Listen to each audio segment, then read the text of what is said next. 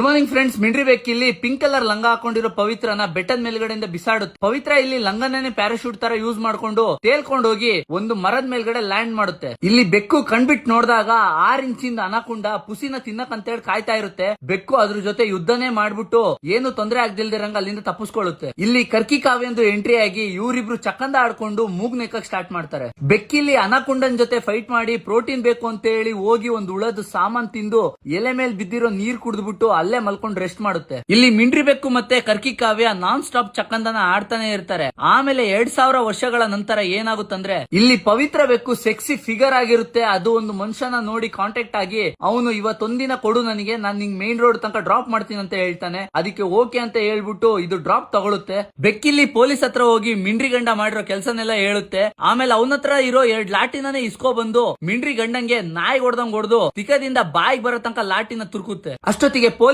ಬಂದ್ಬಿಟ್ಟು ಮಿಂಡ್ರಿ ಬೆಕ್ಕು ಮತ್ತೆ ಕರ್ಕಿ ಕಾವ್ಯನ ಅರೆಸ್ಟ್ ಮಾಡಿ ಕರ್ಕೊಂಡು ಹೋಗ್ತಾರೆ. ಬೆಕ್ಕಿಲ್ಲಿ ನಾನ್ ಮಾಡಿದ್ ಕರೆಕ್ಟ್, ಈ ತರ ಮಿಂಡ್ರಿ ಮಕ್ಳಿಗೆ ಹಿಂಗೆ ಮಾಡ್ಬೇಕು ಅಂತ ಹೇಳಿ ಯೋಚನೆ ಮಾಡ್ತಾ ಇರುತ್ತೆ.